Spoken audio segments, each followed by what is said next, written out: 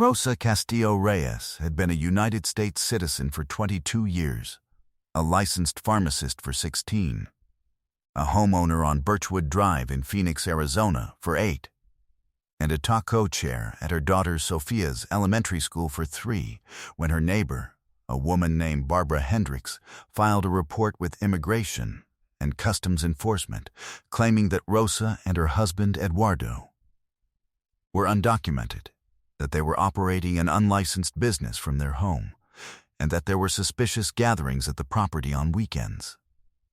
ICE sent a field agent to the Castillo Reyes home on a Tuesday morning in April. The agent verified Rosa's citizenship documentation in 11 minutes.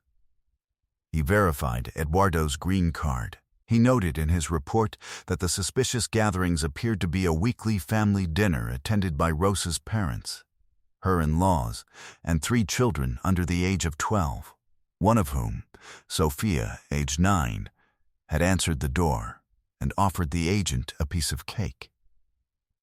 The agent closed the case the same day.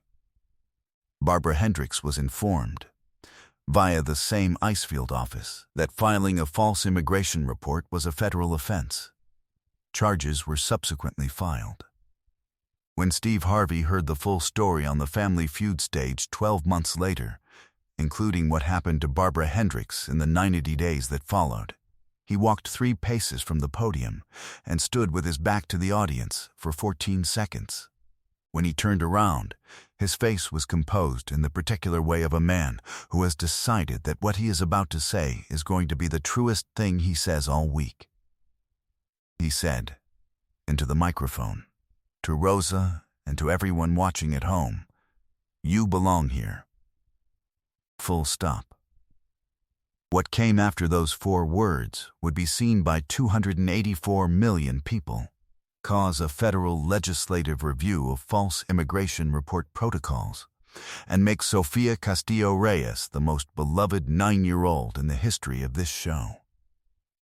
It was a Thursday afternoon in late April, 12 months after the ICE visit, when the Castillo Reyes family walked onto the Family Feud stage in Atlanta. Rosa and Eduardo at the podium, Sofia in the family section with Rosa's mother Carmen, Eduardo's brother Miguel, and his wife Adriana completing the team. Steve came out and immediately landed on Sofia, who was 9 years old, had opinions about everything, and had recently decided she wanted to be a pharmacist like her mother, which she was happy to tell Steve at full volume the moment he asked what she wanted to be when she grew up. Steve said, "Why a pharmacist?" Sofia said, "Because my mom helps people, and nobody bothers her about it." Steve looked at Rosa. Rosa's smile did not quite reach her eyes. He said, "Is that true?" Rosa said, "The helping people part is." Steve said, "And the other part?" Rosa said, "We'll talk about it." Steve said, "Yes, we will." Carmen, in the family section, held her granddaughter's hand and watched her daughter at the podium with the expression of a woman who has spent 71 years crossing lines that other people drew and has become, through the crossing, someone who cannot be moved. She had come from Guadalajara at 24. She had naturalized at 31. She had watched her daughter become a pharmacist and a homeowner and a TA chair, and she had thought, this is what it was for. And then, the Tuesday morning had happened, and she had stood in her daughter's living room while the agent worked through the documentation, and she had held Sofia's hand and said, in Spanish, quietly, "We're fine." She had said it to Sofia. She had been saying it to herself. Nobody in that studio knew yet about the cake. Nobody knew about the 90 days. But what she said next would change everything, but not in the way anyone expected. Barbara Hendricks had lived on Birchwood Drive for 11 years, 2 years before Rosa and Eduardo moved in. She had been, in those first 2 years, a cordial neighbor. Occasional wave, brief driveway conversation, the neighborly minimum. The shift came in year 3, when Rosa and Eduardo converted their side yard into a vegetable garden and built a pergola over their back patio.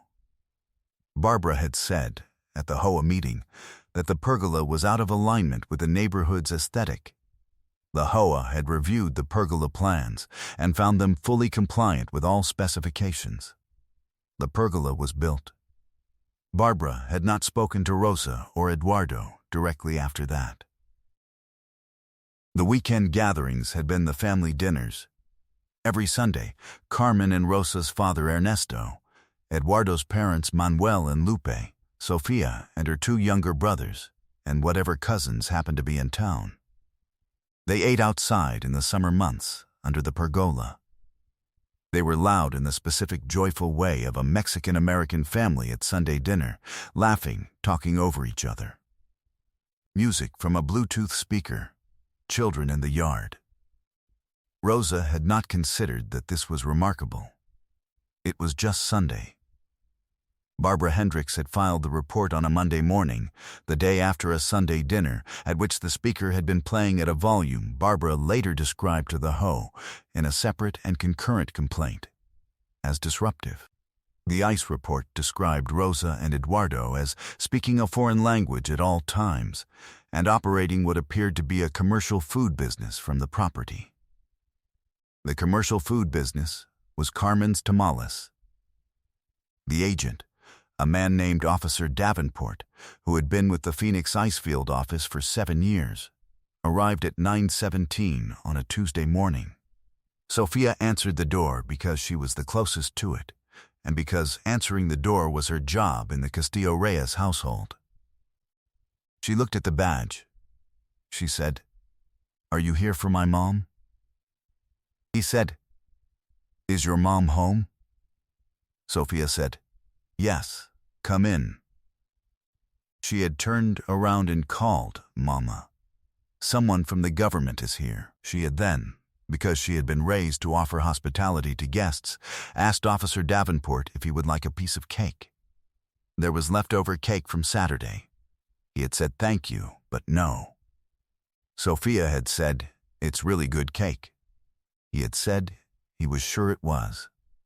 She had said, "I'll put a piece on the counter in case you change your mind." She had done exactly that. He had not changed his mind about the cake. He had, in 11 minutes of documentation review, changed his assessment of the report entirely. Before he left, he had said to Rosa, "Mrs. Castillo-Reyes, I'm sorry for the disruption. This case is closed." She had said, "Officer, can I ask, who filed this?" He had said, "I'm not able to share that." She had said, "I think I know." He had said nothing. He had left. The piece of cake was still on the counter. Rosa had called Eduardo, who was at work, and told him. He had said, "Are you okay?" She had said, "We're fine." She had looked at Sofia, who had gone back to her homework at the kitchen table, completely unbothered, and thought, this child offered a federal agent cake. This child. Eduardo had said, "Do you know who filed it?" She had said, "Yes." He had said, "What are you going to do?"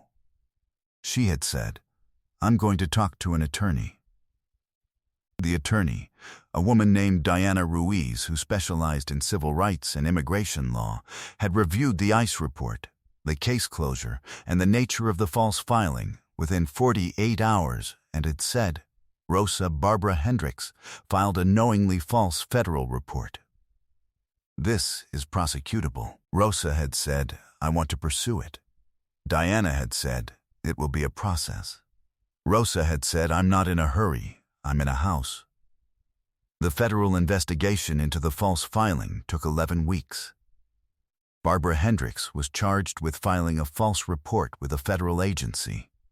She pled guilty 4 months later. The sentence, 2 years probation, a $15,000 fine, and 40 hours of community service, to be completed at a community organization of the court's choosing. The court assigned her to the Phoenix New American Welcome Center, which provided integration services for recently arrived immigrant families. She served her hours. Rosa did not attend any of the proceedings. She had her own things to attend to. She had told Sophia a week after the ice visit, in the way that Rosa told Sophia things, directly, age-appropriately, fully. She had said, "A neighbor called someone from the government because she thought we didn't belong here." Sophia had said, "But we do belong here." Rosa had said, "Yes, we do." Sophia had said, "Did she know that?" Rosa had said, "She didn't bother to find out." Sophia had thought about this for a moment. She had said, "Mama, are we going to disappear?" Rosa had said, "No, baby, we are not going to disappear." Sophia had said, "Good. Because I told Officer Davenport I'd save him cake, and I don't want him to not be able to come back for it." Rosa had looked at her daughter for a long moment. She had said, "He can always come back." She had said, "Sophia, we are not going anywhere." She applied to Family Feud 4 months after the charges were filed, because Eduardo had suggested it as something fun, and because Rosa had realized she wanted to be somewhere that felt like a prize after a year that had felt like a test. She said yes. She told Sophia they were going on television. Sophia had said, "Can I offer the audience cake?" Rosa had said, "You can try." Steve Harvey would later say that Sofia Castillo-Reyes offering a federal agent a piece of cake was the single most important civil rights act he had ever heard described as casual. The game was deep in round 2. A question, "Name something a neighbor does that bothers you," came up. Rosa hit the buzzer. She said, "Files a false federal report." Steve stared at her. The audience went silent. Then laughter came, not because it was funny, but because it was so precisely, terrifyingly specific. Steve said, "Talk to me." Rosa talked. She told the full story. 11 minutes. The pergola, the Sunday dinners, the Monday filing, Officer Davenport, the cake, the citizenship documentation. 11 minutes. Case closed. The attorney, the guilty plea. 40 hours at the Welcome Center. She told it with the composure of a woman who has done all her crying in private and is now in her public voice. She ended with, "My daughter offered a federal agent a piece of cake." Because that is how we were raised. And I want Barbara Hendricks to know that we are still here. And the cake is still good. 300 people stopped breathing. No one applauded. No one moved. Steve Harvey walked 3 paces from the podium and stood with his back to the audience. He stood there for 14 seconds. When he turned around, he said, "This has never happened in the 45-year history of this show. A woman telling me her 9-year-old offered a federal agent cake while someone tried to have her family disappeared." He said, "No game. Right now." He held up his hand. He said, "I made a promise. I promised God that when he got me out of nothing, I would make sure nobody's belonging was questioned on my watch." Rosa Castillo-Reyes has a citizenship certificate, and a pergola, and a TA chairmanship, and a daughter who puts cake on the counter for government officials, because that is her character and her family's character. And someone tried to use the federal government to take that from her. He stopped. He said, to the cameras, to the room, to everyone watching at home, "You belong here. Full stop." He wasn't done. He pulled out his phone and called his personal attorney on the stage of Family Feud. He said, "Rosa Castillo-Reyes. Diana Ruiz is her attorney in Phoenix. I want the Harvey Foundation funding a civil rights advocacy expansion at Diana's firm, $200,000. Designated for false immigration report cases in Arizona. And I want a public statement issued today in the Harvey Foundation's name supporting the federal legislative review of false immigration report protocols." He ended the call.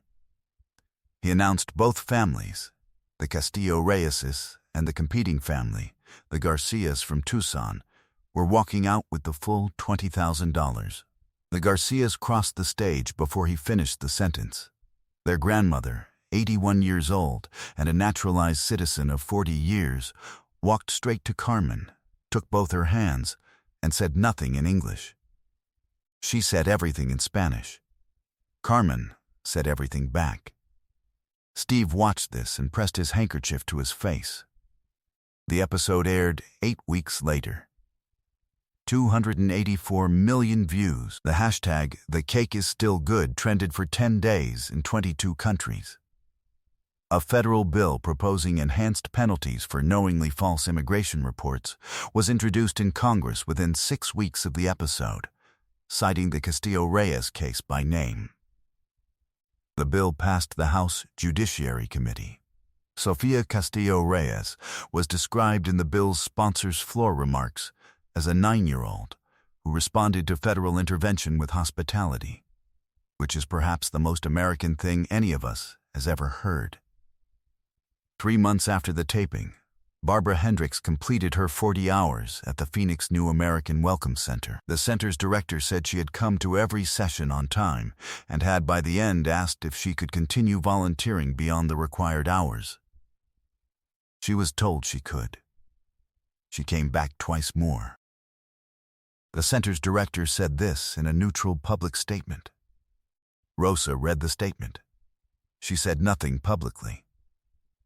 A year after the taping, Sofia's elementary school class did a unit on civic responsibility. Sofia's assignment was to describe a moment when someone in her family acted with civic courage. She wrote about the cake. Her teacher framed the essay. It hung in the classroom for the rest of the year. Today, the Belonging Foundation, established through the Harvey Foundation Civil Rights Advocacy Fund, provides legal representation, documentation support, and community advocacy for families targeted by false immigration reports across Arizona, Texas, and New Mexico. Its motto, taken from what Rosa said to Sofia the week after the ICE visit, is, "We are not going anywhere. We belong here, full stop." The foundation has supported 680 families, filed 41 civil complaints, and contributed to 18 federal case referrals. Steve spoke about Sofia in a podcast the following spring. He said, "She put cake on the counter. She said, 'I'll leave it in case you change your mind.' She is 9 years old, and she understood something that Barbara Hendricks, who has lived in this country her whole life, has not yet learned. That belonging is offered, not granted. And that you offer it with a piece of cake, if you have one." 2 years after the taping, Rosa was elected PTA president of Sofia's middle school. Her first initiative was a cultural heritage showcase, fully funded, with student-selected cultural elements from every family represented in the school. It was held on a Saturday in April. Carmen made tamales. They were, by consensus, the best thing at the event. Sofia made a sign for the table, "Grandma's tamales, they're really good." She had learned her marketing instincts somewhere. If Rosa's 11 minutes and Sofia's cake moved you, subscribe and hit that thumbs up. Share this with someone who needs to be reminded that the full standard of belonging is theirs. Do you know a family facing something like this? Let us know in the comments. And ring the notification bell, because belonging is not a debate. It is a fact.